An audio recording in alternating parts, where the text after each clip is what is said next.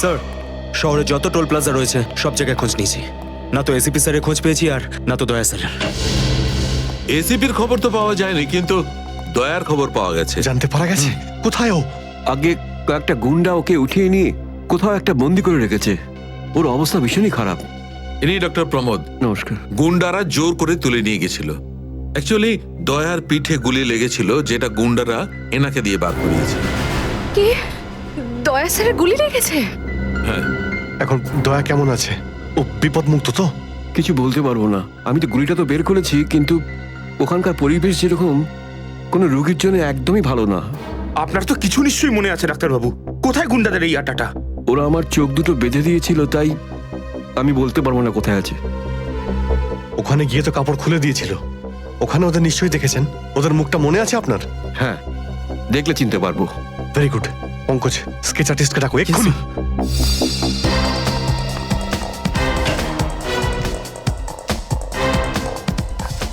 অভিজিৎ, ওই আমি তোমার সাথে। হাই। স্যার, আপনি এখানে? হ্যাঁ, আমি এখানে। আচ্ছা সারিকা, পেন্টে যে রক্তটা লেগেছিল তার ডিএনএ রিপোর্টটা এসেছে? হ্যাঁ, এসেছে। সেটাই বলতে এসেছিলে না অভিজিৎ স্যারকে? হয়তো তুমি আগেই বলে দিয়েছো।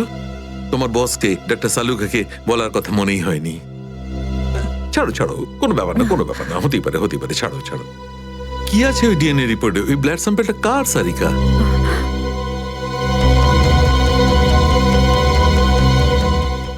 দয়া স্যারের। দয়ার? দয়ার? আচ্ছা, ওই প্যান্ট যার উপর এই রক্তটা লেগেছিল, ওই সেই প্যান্টটা কার?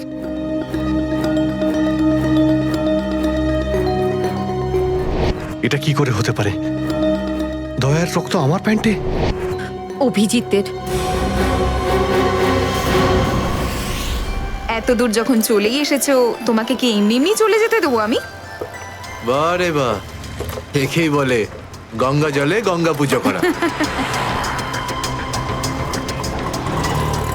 কেতন, খুব জল তেষ্টা পেয়েছে, ডাবের জল খাই না, চলো না। দাঁড়া আসছি। কেতন, আরে না না না, কেন? ছাড়ো। চলো না প্লিজ।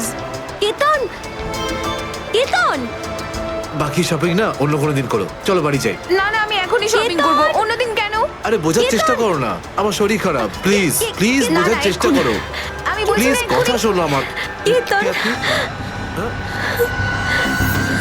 কোথায় ছিলে তুমি কেতন? কে এটা? আমি কি করে জানবো?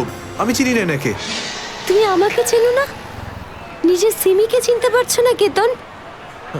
দেখুন দিদি, আপনি কিছু একটা ভুল করছেন।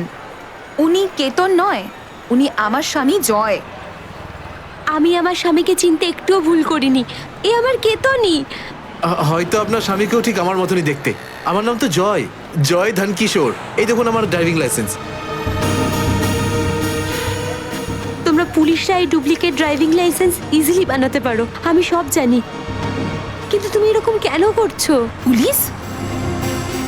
দিদি, উনি উনি পুলিশে চাকরি করেন না, উনি তো একজন মার্কেটিং ম্যানেজার। ইনি মার্কেটিং ম্যানেজার নন, আমার স্বামী একজন পুলিশ অফিসার। 6 বছর আগে একটা ডিউটির জন্য গেছিল, আর আজ অবধি ফেরত আসেনি। 6 বছর আগে? হ্যাঁ। আপনাদের বিয়ে কবে হয়েছে? 5 বছর আগে। তুমি আমার উপর সন্দেহ করছো, তাও আবার একজন অপরিচিত মহিলার কথায়। চলো। কেতন, কেতন দাঁড়াও, কেতন।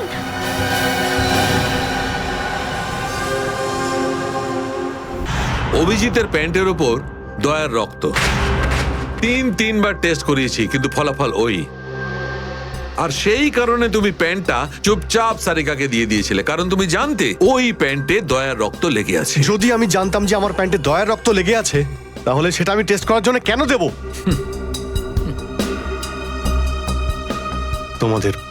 তোমাদের এটা মনে হচ্ছে না তো যে দয়ার এই অবস্থার জন্য আমিই দায়ী? আচ্ছা ঠিক আছে, মেনে নিলাম। যদি তোমার কোনো দায় না থাকে, তাহলে চুপচাপ তুমি সারিকাকে প্যান্টটা কেন দিলে? ওই প্যান্টটা তুমি ডাইরেক্ট আমাকেও দিতে পারতে। দিতে পারতাম স্যার, কিন্তু সব সময় আপনি আমার বিরুদ্ধে কথা বলেন। আমাকে ছোট করার কোনো সুযোগই আপনি ছাড়েন না। এই জন্যই প্যান্ট আমি আপনাকে দিইনি। আর সেই কারণে সিনিয়র ইন্সপেক্টর অভিজিৎ, তুমি এটাও বলনি যে যখন দয়া আহত হয়েছিল তুমি নিজে সেখানে উপস্থিত ছিলে।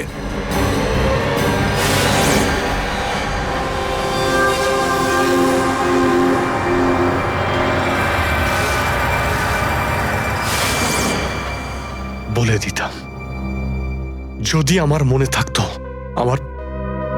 আমার এখনো কিছু মনে নেই যে ওই রাতে কি হয়েছিল। ওয়াইসি, আপনার মনেই নেই যে ওই রাতে কি হয়েছিল? ডক্টর সালুখে, আমরা অভিজিৎ স্যার আর দয়া স্যারের বন্ধুত্বের উদাহরণ দিই, আর আপনি ওনাদের উপরে এরকম অপবাদ দিচ্ছেন? হ্যাঁ স্যার, অভিজিৎ স্যার নিজের জীবন দিয়ে দেবেন, কিন্তু দয়া স্যারের ওপর একটা আঁচল লাগতে দেবেন না। ও আচ্ছা, চলো ঠিক আছে, মেনে নিচ্ছি। আমি আমার সমস্ত কথা ফিরিয়ে নিচ্ছি। I am sorry. আমি মেনে নিচ্ছি যে দয়া আজকে যে অবস্থায় আছে তার দায় অভিজিতের নয়, কিন্তু এই কথাটা আমি কিছুতেই মানবো না যে দয়া যখন আহত হয়েছিল তখন অভিজিৎ ওখানে ছিল আর ওর কিছুই মনে নেই। কিছু একটা ঘটনা অভিজিতের মাথায় নিশ্চয়ই ঢুকে গেছে, কিছু তো আছে। ইটস ইম্পসিবল, কিচ্ছু মনে নেই। ডক্টর সালুখে, আপনি আমার কাটা ঘায়ে আর নুন ছেটাবেন না। আপনি খুব ভালো মতোই জানেন যে আমার স্মৃতিশক্তি। জানি অভিজিৎ, আমাকে মনে করিয়ে দেওয়ার চেষ্টা করো না। আমি ভালো করে জানি অভিজিৎ, যখন সিনিয়র ইন্সপেক্টর অভিজিৎ কোনো প্রবলেমের মধ্যে পড়ে তখন ওর কাছে একটা মস্ত বড় হাতিয়ার আছে, ওর স্মৃতিশক্তি। প্লিজ সালুকে স্যার, আপনি অভিজিতের integrity hold on doctor Sarika. ইন্টিগ্রিটির পার্ট তুমি আমাকে পড়াতে এসো না। তুমি সিআইডির সবচেয়ে বড় নিয়ম ভেঙেছো, আমাদের কাছ থেকে এইরকম একটা বড় প্রমাণ লুকানোর। আন্ডারস্ট্যান্ড? ইন্টিগ্রিটি। স্যার, ওই দিন রাতের এমন কোনো কথা যেটা আপনার মনে আছে? যাই হোক,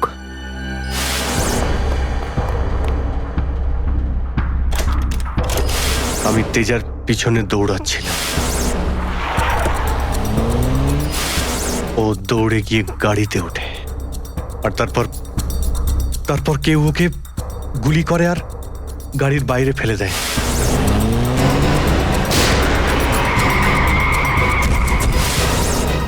যখন আমি দৌড়ে গিয়ে তেজার লাশের কাছে যাই তখন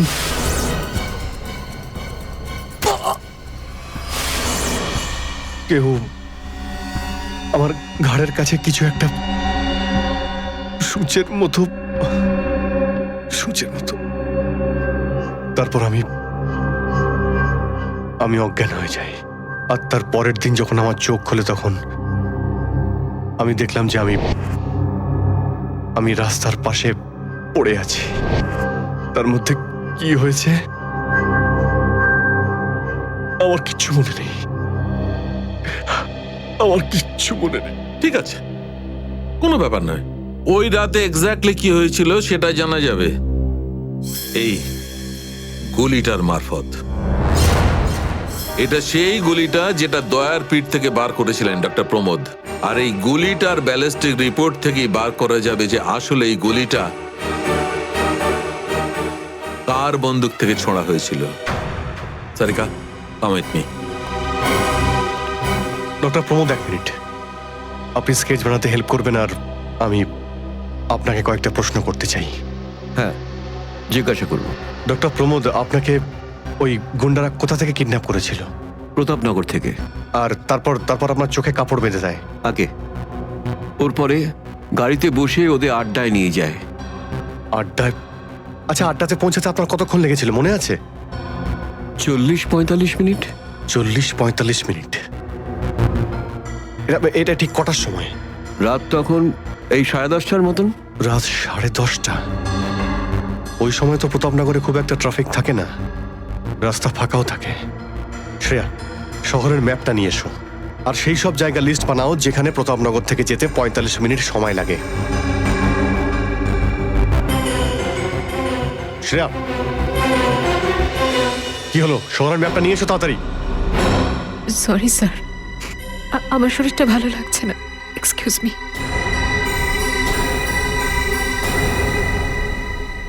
I can't believe this Maya. তুমি নিজের স্বামীর কথা বিশ্বাস করছো না। একজন অপরিচিত মহিলার কথা বিশ্বাস করছো তুমি? একটা মেয়ে অন্য একটা মেয়ের চোখের দিকে তাকালেই বুঝতে পারে যে সে সত্যি বলছে না মিথ্যে। আর ওর চোখে সত্যিটা ছিল, ওর চোখে জল মিথ্যে বলছিল না। মায়া, মায়া তুমি ওর কথায় বিশ্বাস করছো চোখের জল দেখে, আর তুমি আমাকে সন্দেহ করছো। সত্যিটা বলো, বলো সত্যি করে যে কতগুলো বউ আছে তোমার, বলো আমাকে জয়। আরে আমি তো একটা সামলাতে পারছি না, আবার অন্য কোথায় আনবো? সে তো তোমার কপাল ভালো যে মার্কেটে আজ তোমার সত্যিটা জানতে পারলাম, না হলে সারা মায়া- জীবন আমি এটাই ভেবে যেতাম যে তুমি আমাকে ভালোবাসো। হ্যাঁ মায়া, এটা সত্যি যে আমি শুধুমাত্র তোমাকেই ভালোবাসি মায়া। তাহলে বলছো না কেন নিজের ব্যাপারে সত্যিটা? নিজের অতীতের ব্যাপারে কেন বলো না আমাকে কিছু? মায়া তুমি তো সব জানো আমার সম্পর্কে, যে আমার কেউ নেই কোনোদিন। আর তুমি ছাড়া আমার কে আছে বলো? আর তোমার কাজ? তুমি পুলিশে আছো নাকি মার্কেটিং ম্যানেজার? মার্কেটিং মায়া। সব মিথ্যে। আমি তোমার অফিসে যেতে চাই। আমি কিছু জানি না, আমি তোমার অফিসে যেতে চাই। ঠিক আছে, অফিস যেতে চাও? আমি সামনের সপ্তাহে তোমাকে আমার অফিসে নিয়ে যাবো, খুশি? কেন? পরের সপ্তাহে কেন? হ্যাঁ, কালকে কেন নয়? হ্যাঁ, বরং আমি তো বলবো যে কাল নয়, আজই যেতে চাই আমি তোমার মায়া অফিসে। মায়া মায়া, সন্দেহের একটা লিমিট থাকে মায়া।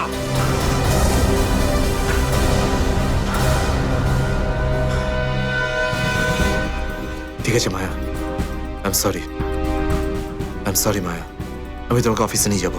মিথ্যে কথা বলার একটা লিমিট আছে জয়, ওরফে কেতন। মায়া যতক্ষণ না তুমি আমাকে সত্যিটা বলছো, আমার সাথে কথা বলতে আসবে না তুমি। Maya, listen to me Maya, please শোনো মায়া। মায়া মায়া, দরজা খোলো মায়া।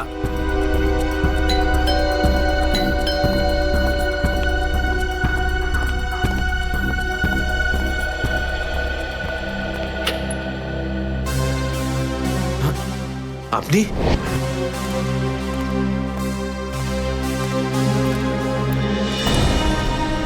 কেতন, মিশনের কাজটা থামিয়ে দাও আর এই মুহূর্তে এখান থেকে চলে যাও। না স্যার, আমি এই মিশনের জন্য আমার জীবনে 6টা বছর দিয়েছি স্যার। স্যার প্লিজ স্যার, আপনি এই মিশনটা আটকাতে পারেন না স্যার। আমি এই মিশনটা কমপ্লিট করা খুব তুমি কাছাকাছি। বুঝতে পারছো না কেন কেতন? তোমার জীবন কতটা বিপন্ন তুমি জানো? আর তাছাড়া আমি অন্যান্য অফিসারদের এইভাবে মরে যেতে দেবো না। 4টের সময় গোলমা বাস স্ট্যান্ডে অপেক্ষা করবে, that's an order. Sir sir please sir, sir please. Sir সব মিলিয়ে 4টে এমন জায়গা রয়েছে যেটা প্রতাপনগর থেকে 45 মিনিটের দূরত্বে রয়েছে। এটা হচ্ছে ভিকে রোড, যেখানে কল সেন্টার্স আর অফিসগুলো রয়েছে। এটা সেই জায়গাটা হতে পারে না। আর এই পশ্চিমে শ্যামনগর স্যার, এখানে বেশিরভাগ সব ফ্ল্যাট স্যার। ডক্টর প্রমোদ, আপনার ঠিক মনে আছে যেখানে আপনাকে নিয়ে গেছিল সেই জায়গাটা বাংলো বা ফ্ল্যাট ছিল না? হ্যাঁ, পুরনো কোনো এলাকায়। এখন তাহলে বাকি রইল সাউথ আর ইস্ট। এই সাউথের দিকে চিত্রকূটনগর আর ইস্টে বিদ্যাধরনগর। চিত্রকূটনগরে তো অনেক দোকান রয়েছে, আর বিদ্যাধরনগর এখানে তো অনেক স্টুডিও রয়েছে, ফিল্মের শুটিং হয় এখানে। আরে শ্রেয়া, আচ্ছা এখন তোমার শরীর কেমন আছে? আমি ঠিক আছি স্যার, থ্যাংক ইউ। শ্রেয়া, চাইলে তুমি বাড়ি গিয়ে বিশ্রাম নিতে পারো, ততক্ষণ আমরা এসব খোঁজ নিচ্ছি। না স্যার, যতক্ষণ দয়া স্যার আর এসিপি স্যারের খোঁজ পাওয়া যাচ্ছে না, আমার শান্তি হবে না। ওকে, ঠিক আছে। মানে দয়া হয় বিদ্যাধরনগরে, না হলে চিত্রকূটনগরে আছে। ডক্টর প্রমোদ আপনাকে যেখানে নিয়ে গেছিল, আশপাশ থেকে সেখানে কি কোনো শব্দ আসছিল? আপনি কিছু শুনেছিলেন ওখানে? হ্যাঁ, একটা গান বারবার শোনা যাচ্ছিল। মানে বলতে চাই, প্রত্যেক আধ ঘন্টা পর ওই গানটাই শুনছিলাম। তার মানে আশেপাশে কোথাও ফিল্মের শুটিং চলছিল, মানে বিদ্যাধরনগর। বিদ্যাধরনগর, কারেক্ট। ফিল্মের সব স্টুডিও ওখানেই আছে।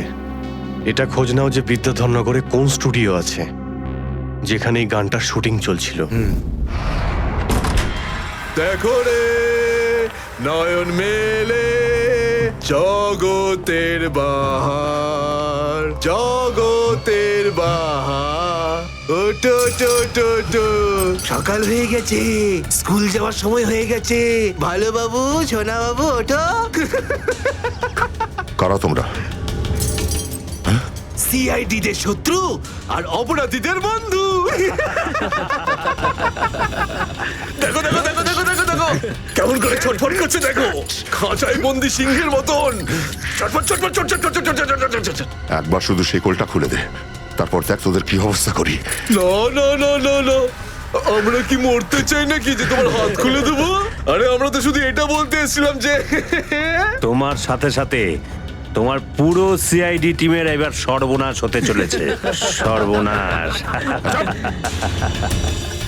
অনেক দেখেছি তোদের মতন সিআইডির সর্বনাশ করার লোক।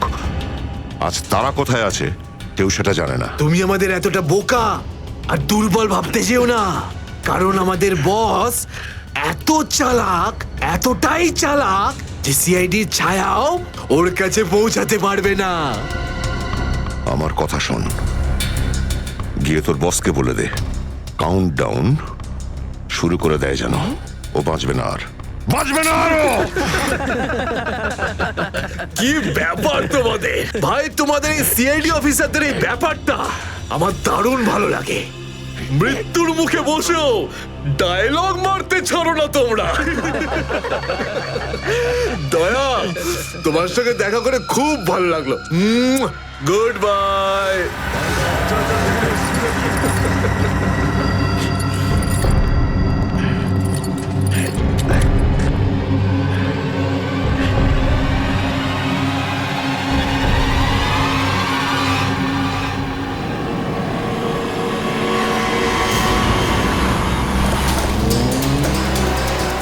সেদিন দেখা হয়েছিল গানটার শুটিং এই স্টুডিওতেই চলছিল, তাই তো? হ্যাঁ স্যার, এটাই সেটা, বিরাট স্টুডিও। দয়াকে এখানেই হয়তো কোথাও রেখেছে।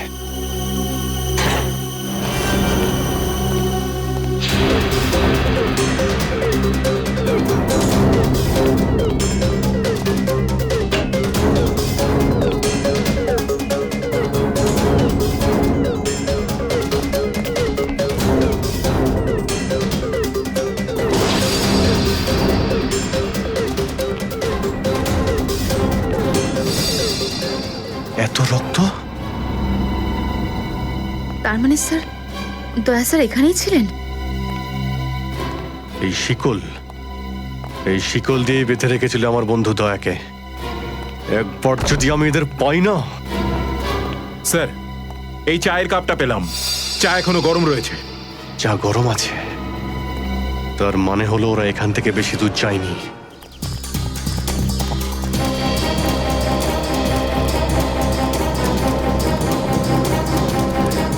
স্যার, মনে হচ্ছে এখানে কিছু হয়েছে।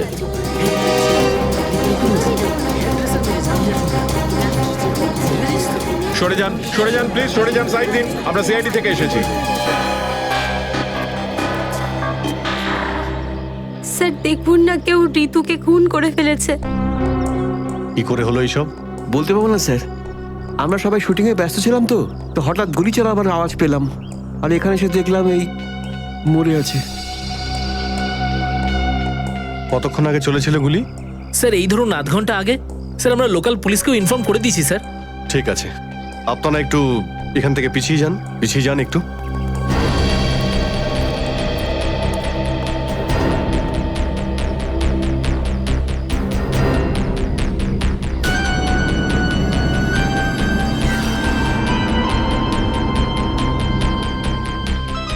গুলি বেরিয়ে গেছে মাথা থেকে। গুলি লাগা 2 সেকেন্ডের মধ্যেই বেচারি মারা গেছে। গুলি লাগার পরেই এফোড় ওপড় হয়ে গেছে। একটু চেক করো আশেপাশে, দেখো গুলি এই ডিরেকশনে কোথাও পাও কিনা।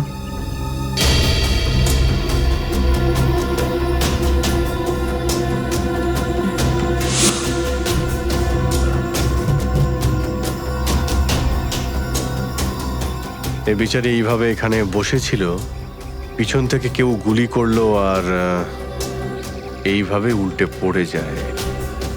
আর এই আঘাত, এটা আবার কি ব্যাপার?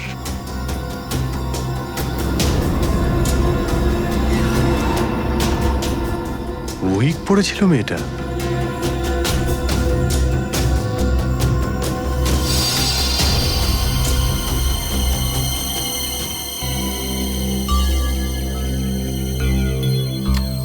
স্যার, হ্যাঁ পুরবি, গুলি পেয়ে গেছি।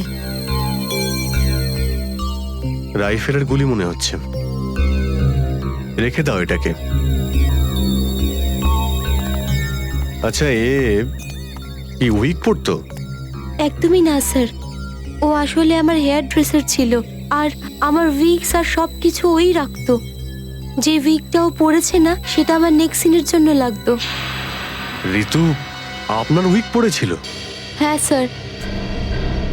সুশান্ত, বুঝতে পারলে যখন ঋতুকে গুলি করা হয় তখন খুনি ওর মুখটা দেখেনি, গুলি পিছন থেকে চালিয়েছিল। আর যখন ঋতুর গুলিটা লেগেছিল তখন ওনার উইক পড়েছিল। মানে গুলিতে ঋতুর নয়, আপনার নাম লেখা ছিল। কি? হ্যাঁ, আপনাকে কেউ মারতে চায়। এই দেখো 0.33 ক্যালিবারের বুলেট, এটা যেটা দিয়ে ঋতুকে মারা হয়েছে, যেটা শুধুমাত্র স্নাইপার রাইফেল দিয়েই ছোঁড়া যায়। তাহলে সালুখে স্যার এই ওর মাথাতে দুটো লাল রঙের চিহ্ন কিসে? এই লাল চিহ্ন দুটো এন্ট্রি আর এক্সিট উন্ড। ঋতুর মাথার মধ্যে গুলি এই দিক দিয়ে ঢুকেছে আর এইখান দিয়ে বেরিয়ে গেছে। এই এক্সিট বোন এন্ট্রি বোন থেকে প্রায় হাফ ইঞ্চি নিচে, মানে গুলি উপর থেকে নিচে চালানো হয়েছিল। আগে হ্যাঁ, গুলিটা ঋতুর মাথায় এইখান দিয়ে ঢুকেছিল আর এইখান দিয়ে বেরিয়ে এসে সোজা ভ্যানিটি ভ্যানের ফুটবোর্ডে এসে আটকে গেছে।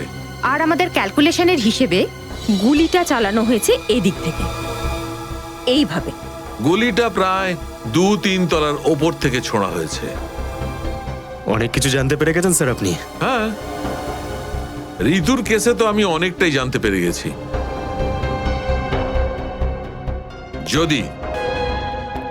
যদি আমি এইটা জানতে পারতাম যে দয়া আর আমার অন্যান্য অফিসারদের মধ্যে কি হয়েছিল, কিন্তু আফসোস যে লোকটি এই কথাটা বলতে পারতো সে বলতেই চাইছে না। আপনি কি বলতে চাইছেন যে আমি কি বলছি না? মনে থাকলে তো বলবো। আপনি সবসময় আমার বিরুদ্ধে বাজে অভিযোগ করেন। না অভিজিৎ, সালুকে কারোর ওপর কখনো বাজে অভিযোগ করে না। ডক্টর সালুকে প্লিজ, আপনি কি please? Please sir, Saluke sir please, আমরা কি এখন শুধুমাত্র ঋতুর কেসটা নিয়ে কথা বলতে পারি? ঋতুর কেসে আমি যতটা জানতে পেরেছি আমি সবটাই বলে দিয়েছি।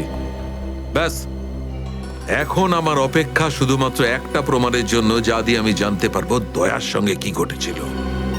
That's it. দেখলে, এই জন্য আমি তোমাকে বলেছিলাম যে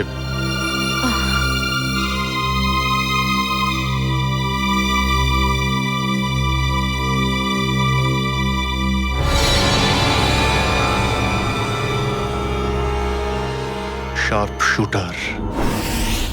স্যার আমি বলছি না, শেষ এক সপ্তাহ এখানে কোনো শুটিং হয়নি, তাই এখানে কারো আসার প্রশ্নই ওঠে না। মানে গত এক সপ্তাহ ধরে তুমি ছাড়া এই স্টুডিওতে আর কেউ আসেনি? আগে না স্যার। তার মানে গুলি তুমি চালিয়েছো? আমি গুলি কি করে চালাবো? আমার তো দীপাবলির বাজিতেও ভয় লাগে। তাহলে ভালো করে ভেবে উত্তর দাও। কেউ না কেউ তো গিয়েছিল সেকেন্ড ফ্লোরে। হ্যাঁ স্যার, একজন প্লাম্বার এসেছিল ওই পাইপ ঠিক করতে। সেকেন্ড ফ্লোরে? হ্যাঁ স্যার। নিয়ে চলো সেখানে, চলো।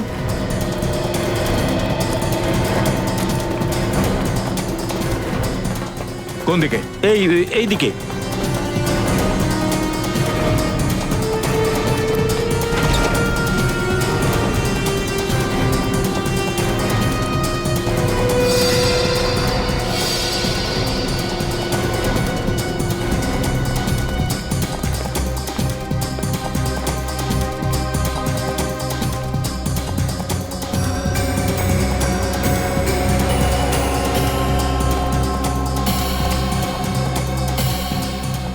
এখান থেকে ঋতু ওখানে ছিল আর শার্প শুটার গুলি সম্ভবত এখান থেকেই চালিয়েছে।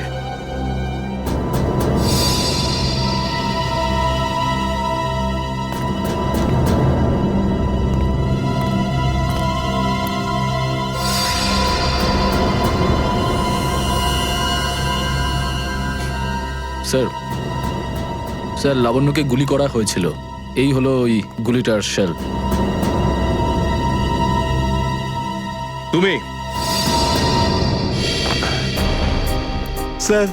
স্যার এতে আমার কোনো দোষ নেই স্যার। স্যার প্লিজ আমার বিরুদ্ধে কোনো কমপ্লেন করবেন না, আমার চাকরি চলে যাবে, প্লিজ প্লিজ।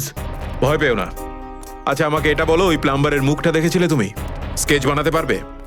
স্যার আসলে কি বলুন তো, আমি না চশমা ছাড়া কিছু দেখতে পাই না। আর ও যখন এসেছিল তখন আমার চশমা কোথাও হারিয়ে গিয়েছিল আর আমি চশমাটাই খুঁজছিলাম। এই লাবণ্যর কোনো না কোনো শত্রু তো নিশ্চয়ই আছে, নইলে কেউ ওকে মারার চেষ্টা কেন করবে? এই লাবণ্য ঠিকুজি বের করেছি স্যার, ওর কারোর সাথে কোনো শত্রুতা ছিল না। হ্যাঁ স্যার, ফ্লপ হচ্ছিল ওর সব ফিল্ম। তাহলে এরকমও হতে পারে না যে অন্য কোনো অভিনেত্রী হিংসা বা ঈর্ষার কারণে ওকে মারার চেষ্টা করে থাকবে।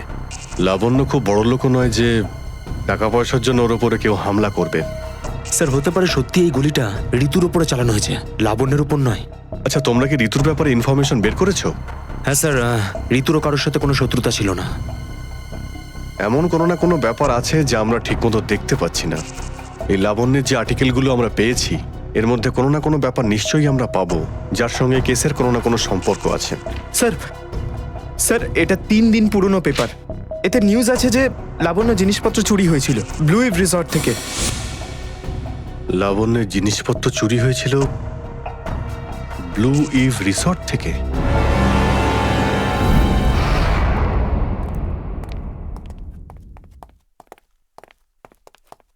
এটাই রুম স্যার।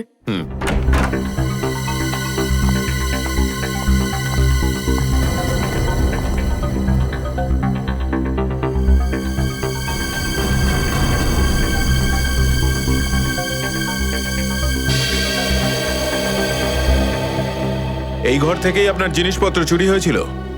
একদমই তাই স্যার, কিন্তু খুব একটা দরকারি জিনিস ছিল না। এই এমনি 1,500-2,000 টাকা আর নকল জুয়েলারি। আর পুলিশ কোনো সূত্র পায়নি এখান থেকে? না স্যার। কিন্তু চোর এখানে আসলো কি করে? জানলা দিয়ে, এসির জায়গা দিয়ে নাকি? স্যার দরজা থেকে এসেছিল। পুলিশের কথা অনুযায়ী ও চাবির ব্যবহার করেছিল ঘরটা খুলতে। আর এই ঘরের চাবিটা কার কার কাছে ছিল? একটা আমার কাছে আর একটা এদের কাছে। ও, মানে হোটেলের কোনো ভেতরের লোকের কাজও হতে পারে। ম্যাডাম আপনি এসব কি বলছেন? 15 বছর পুরনো আমাদের হোটেল। আমরা খুব সৎভাবে কাজ করে এখানে গুডউইল বানিয়েছি, আর আমাদের হোটেলের কোনো লোক এটা করতে পারে না। হয় এই কাজটা কোনো হোটেলের ভেতরের লোকই করেছে, অথবা কোনো বাইরের লোক এই চাবি চুরি করে চাবির ডুপ্লিকেট বানিয়ে নিয়েছে। আর এই দুটো সিচুয়েশনেই তোমাদের হোটেল দায়ী, বুঝলে কিছু? ছেড়ে দিন না স্যার, এই ছোটখাটো চুরির জন্য কেন ওদের ডিস্টার্ব করছেন? লাবণ্য দেবী, এই জিজ্ঞাসাবাদ আমরা আপনার জিনিসপত্রের জন্য করছি না, বরং এটা তাকে ধরার জন্য করছি যে আপনাকে মারতে চাইছে।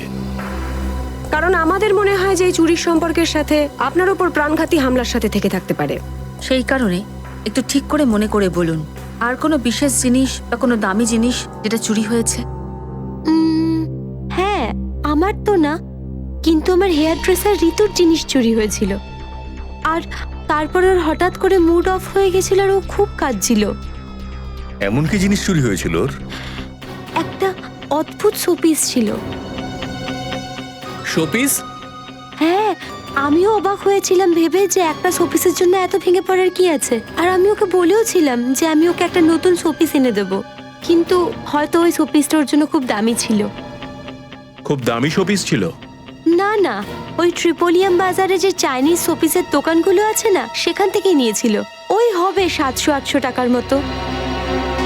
ত্রিপোলিয়া বাজারে চাইনিজ জিনিসপত্রের দোকান?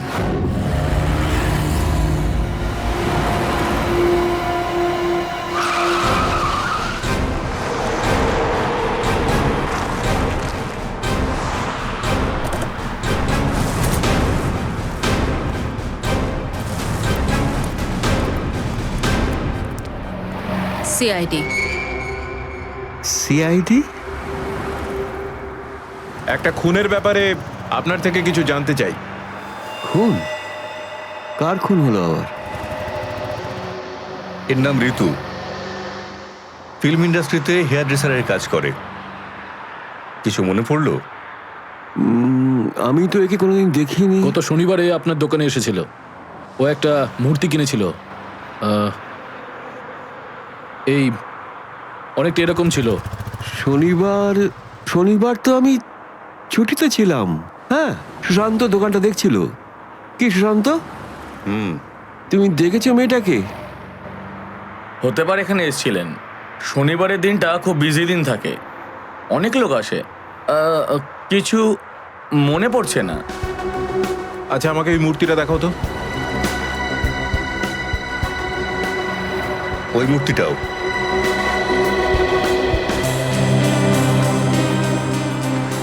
এরকম আর কটা পিস আছে আপনার দোকানে? এই 15-20টা হবে। কি সুশান্ত? হ্যাঁ,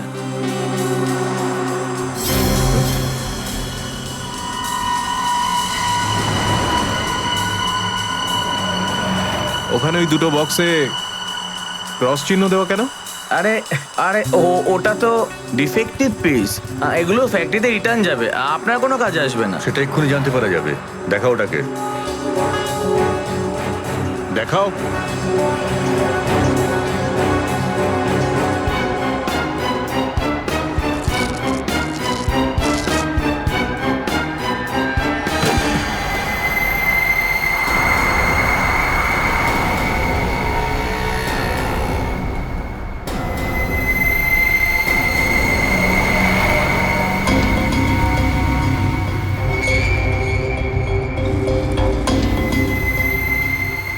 তো এসব ড্রাগসের ব্যাপার। ঋতুকেও এরকমই শপিস বেঁচেছিলে? সুশান্ত, তুমি আমার দোকানে থেকে ড্রাগসের কারবার করতে? এবার বন্ধ করো এই নাটকটা, অ্যারেস্ট করো এই দুজনকে। আসুন, পরে দেখছি। চল, তোকে বোঝাচ্ছি, চল। স্যার আমি কিছু করিনি স্যার। চল।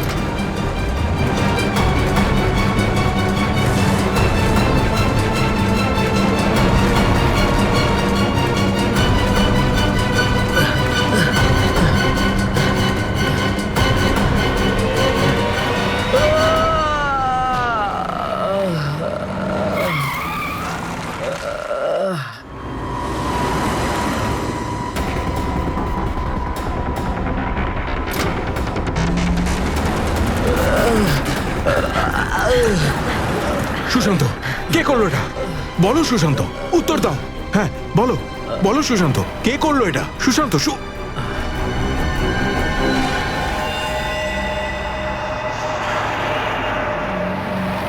হি ইজ ডেড। স্যার এটুকু তো নিশ্চিত, ঋতুর মৃত্যুর সম্পর্ক এই ড্রাগ স্মাগলিং এর সঙ্গে রয়েছে। হ্যাঁ পুরবি, কিন্তু এই ড্রাগসের র্যাকেটের পিছনে কারা আছে?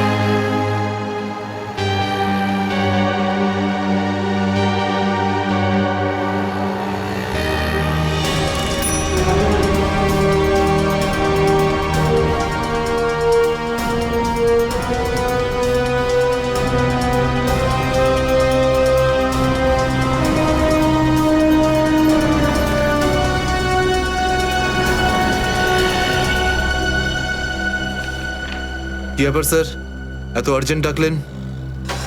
জয়, তোমার জীবনের ঝুঁকি আছে। তোমাদের মতন অফিসারদের ব্যাপারে ওরা জেনে গেছে, আর ওরা একের পর এক মেরে ফেলছে। এটা কি করে হতে পারে স্যার? আমাদের ব্যাপারে কে কাকে কি বলবে? সেই তো, সেটাই তো বুঝে উঠতে পারছি না। সেটারই তো খোঁজ নিতে হবে। তুমি একটা কাজ করো, এটার মধ্যে ভোপাল যাওয়ার টিকিট আর 10,000 টাকা রয়েছে। তাড়াতাড়ি এখান থেকে চলে যাও। যাও, তাড়াতাড়ি বেরিয়ে পড়ো। জয়, জয়, কি হয়েছে? জয়, জয়,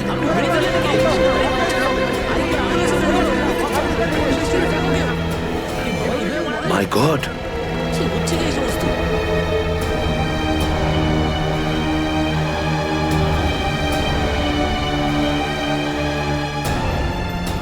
আরো একজন আন্ডার কভার কপ মারা গেল, আরো একজন সিআইডি অফিসার মারা গেল, কিন্তু আমি ওকে বাঁচাতে পারলাম না। স্যারের ফোনটা কেন লাগছে না? শ্রেয়া, দয়া স্যারও ঠিক ফিরে আসবেন যেরকম অভিজিৎ স্যার এসেছেন। স্যার কিভাবে ফিরে আসবেন? আমরা তো এটাও জানি না যে দয়া স্যার কোথায় আছেন। স্যার, নাইবা দয়া স্যারের খোঁজ পাওয়া যাচ্ছে, নাইবা এসিপি স্যারের। শ্রেয়া ওনারা সিআইডি অফিসার, এরকম অনেক সমস্যার সম্মুখীন হয়েছেন। যেখানেই থাকুক না কেন নিশ্চয়ই ভালো থাকবেন ওনারা। স্যার, আপনি এমনটা কিভাবে বলতে পারেন? আপনি রক্ত দেখেছিলেন তো? কতটা রক্ত পড়েছিল বলুন তো ওখানে? আর ওই গুলিটা, যে গুলিটা দয়া স্যারের শরীর থেকে বেরিয়েছিল। হ্যাঁ শ্রেয়া, আমি সবকিছু দেখেছি, কিন্তু তার মানে এটা তো নয় যে সিআইডি অফিসাররা মারা যান না। স্যার, হ্যাঁ স্যার, আপনি ঠিক আছেন তো? স্যার, কাল থেকে আপনাকে ফোনে পাচ্ছিলাম না। হ্যাঁ, আমি একটা জরুরি কাজে ব্যস্ত ছিলাম। এমন একটা টপ সিক্রেট কাজ ছিল, কাউকে বলতে পারিনি, এমনকি তোমাদেরও নয়।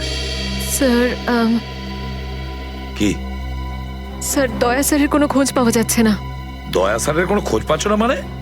স্যার, দয়া স্যার নিখোঁজ। কিন্তু গেল কোথায় ও? জানি না স্যার, ওনার ফোনটাও লাগছে না। আর ওনার গায়ে গুলিও লেগেছে। দয়ার গায়ে গুলি লেগেছে? এক মিনিট, এই ব্যাপারটা তোমরা জানলে কি করে?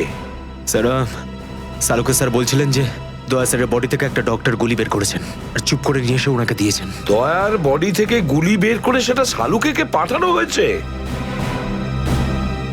অভিজিৎ, অভিজিৎ কোথায়? স্যার, অভিজিৎ স্যারও নিখোঁজ ছিলেন, 3 ঘন্টা আগেই ফিরে এসেছেন। আর তার থেকে বড় কথা স্যার, অভিজিৎ স্যারের প্যান্টে দয়া স্যারের রক্ত লেগেছিল। অভিজিৎ নিখোঁজ? 3 ঘন্টা আগে ও ফিরে এসেছিল, আর ওর প্যান্টের ওপর দয়ার রক্ত লেগে আছে। আর ওনার কিছুই মনে নেই স্যার। আর ওর কিছু মনে নেই? সেই একই ব্যাপার, সেই একই ব্যাপার। অভিজিৎ যখনই কোনো মুশকিলে পড়ে ওর স্মৃতিশক্তি লোপ পেয়ে যায়। এসব কি হচ্ছে সিআইডির মধ্যে? আমাদের তিনজন আন্ডার কভার অফিসার মারা গেছে। ওই অফিসারদের ব্যাপারে আমি ছাড়া আর কেউ কিচ্ছু জানতো না, কিন্তু ওদের নাম বাইরে ফ্ল্যাশ হয়ে গেছে। কিভাবে? স্যার, এই কথাটা যদি শুধু আপনি জানতেন তাহলে। সেটাই তো বলছি আমি সচিন, সেটাই তো বুঝে উঠতে পারছি না এসব কি করে হলো, কিভাবে হলো। এটার একটাই মানে দাঁড়ায় সচিন, আমাদের মধ্যেই কেউ একজন আছে যে আমাদের সঙ্গে বেইমানি করছে, আমাদের সাথে বেইমানি করছে। একজন বেইমান আছে। আর স্যার, একটা কথা আরো, একজন হেয়ার ড্রেসার খুন হয়ে গেছে স্যার। Hair dresser? হ্যাঁ স্যার, শুটিং চলাকালীন ওকে খুন করা হয়েছে। স্যার, মনে হচ্ছে এই খুনটা ড্রাগসের কারণে হয়েছে। আর স্যার, তদন্ত করতে করতে একটা লোক পর্যন্ত পৌঁছেছি, কিন্তু শেষে ও মারা যায়। আর স্যার, ওর পকেট থেকে আমরা এই কাগজটা পেয়েছি। স্যার, এটার উপরে কিছু নাম্বার লেখা রয়েছে। 185637245 183567235। আমার মনে হয় সচিন, এটা কোনো টেলিফোন বা মোবাইলের নাম্বার নয়। এই নাম্বারটা অন্য কিছু, এই নাম্বারটা অন্য কিছুরই হবে। কিন্তু কি, কিসের নাম্বার? এরা তো সব তোমার সঙ্গেই আছে। তোমার অফিসাররা তো তোমাকে খুঁজে খুঁজে হয়রান হয়ে গেল। আমি কোথায় গিয়েছিলাম ওরা জানে। এবার তুমি বলো, এমন কোন কথা আছে যেটা ফোনে বলতে পারোনি? প্রদ্যুমন, এই কথাটা আমরা দুজন আলাদা বলতে পারি না? কেন? এমন কি কথা আছে যে এদের সামনে তুমি বলতে পারছো না? বলতে পারি, কিন্তু ভয় পাচ্ছি। ভয় পাচ্ছি যে লোকটাকে এরা হিরো মনে করে, যারা তার মতো হতে চেষ্টা করে, স্বপ্ন দেখে, যাতে ও নিজে এই লোকেদের দৃষ্টিতে পড়ে না যায়। এসব ঘুরিয়ে ফিরিয়ে কথা বন্ধ করো সালুকে, পরিষ্কার করে বলো আর সবার সামনে বলো। ঠিক আছে, পরিষ্কার করে বলছি আর আমি সবার সামনে বলছি, কিন্তু যেটা আমি বলবো সেটা শুনে কেউ যেন মনে করো না যে আমি কারোর ওপর বদলা নিচ্ছি বা কারোর সঙ্গে শত্রুতা করছি। ক্রাইম স্পটের ব্যালিস্টিক রিপোর্ট এসে গেছে। কি লেখা আছে রিপোর্টে? প্রথম গুলিটা চলে কালুর ওপর, অভিজিতের বন্দুক থেকে। আমাদের আন্ডারকভার কপের উপরে? আগে হ্যাঁ, শুধু তাই নয়, দ্বিতীয় গুলিটা চালানো হয়েছিল ভিকুর ওপর, দয়ার বন্দুক থেকে। না, এরকম হতে পারে না। অভিজিৎ স্যার আর দয়া স্যার ভিকু আর কালুকে এইভাবে চেয়ারে বেঁধে রেখে গুলি চালাতে পারে না স্যার। ফ্রেডে ব্যালিস্টিক রিপোর্ট কখনো মিথ্যে কথা বলে না। আর সবচেয়ে ইম্পর্টেন্ট রিপোর্ট, সেই রিপোর্ট যার জন্য এদের সবাইকে বাইরে যেতে বলেছিলাম। অভিজিতের ফোন। অভিজিৎ, কোথায় তুমি? এখন এই মুহূর্তে ফরেনসিক ল্যাবে তুমি চলে এসো। ফরেনসিক ল্যাবে? কেন স্যার, কি হয়েছে? অভিজিৎ, তুমি কাল্লুকে গুলি চালিয়েছো? কাল্লুকে গুলি আমি? আর স্যার, ওকে আমি কেন গুলি করতে যাব? অভিজিৎ, তুমি এই মুহূর্তে ফরেনসিক ল্যাবে চলে এসো, and that's an order. Sir, এই কথাটা শুনে আপনি যতটা অবাক হয়েছেন ততটা আমিও অবাক হয়েছি। আর যতক্ষণ আমি এটা না জানছি যে ওই রাতে কি হয়েছিল, আমি আসবো না। তাহলে কি তুমি আমার বিরুদ্ধে যাবে? স্যার, আমি আপনার বিরুদ্ধে যাচ্ছি না স্যার, আমি সেটাই করছি যেটা আপনি আমাদের শিখিয়েছিলেন, সিআইডি ডিউটি স্যার। অভিজিৎ, ও না করে দিল। আপনার অনেস্ট, ব্রিলিয়েন্ট, ইন্টেলিজেন্ট অফিসার আপনার অর্ডার ক্যারি আউট করতে না করে দিল এসিপি সাহেব। আমি জানতাম প্রদ্যুম্ন, এই অভিজিৎ একদিন না একদিন পুরো সিআইডি টিমের জন্য সেই মাছি প্রমাণিত হবে যে সমস্ত পুকুরটাকে নষ্ট করে দেয়। এই অভিজিতের কারণে আমাদের পুরো সিআইডি টিমের বদনাম হয়ে যাচ্ছে। কলঙ্ক একটা। এই অভিজিৎ সিআইডি টিমের একটা বড় বোঝা, একটা কলঙ্ক। অনেক হয়েছে স্যার, বন্ধ করুন এসব। আর কি উল্টোপাল্টা বলবেন ওর নামে? আমি বন্ধ করব? আমি তো বন্ধ করে দেবো সারিকা, কিন্তু এই রিপোর্ট, এইটার কি করবে? এইটা চুপ করে থাকবে না সারিকা, এইটা সত্যি কথা বলবে বস। জানো এই রিপোর্টে কি আছে? কি আছে ওই রিপোর্টে? দয়ার উপর গুলি কে চালিয়েছে? কে মেরেছে সালুকে? কে করেছে গুলিটা? প্রদ্যুম্ন, দয়ার উপর গুলি তোমার honest, brilliant, intelligent officer Abhijit চালিয়েছে। কি? দয়া অভিজিতের গুলির শিকার হয়েছে প্রদ্যুম্ন। অভিজিৎ গুলি চালিয়েছে দয়ার ওপর। অভিজিৎ? অভিজিৎ অভিজিৎ দয়াকে গুলি করেছে?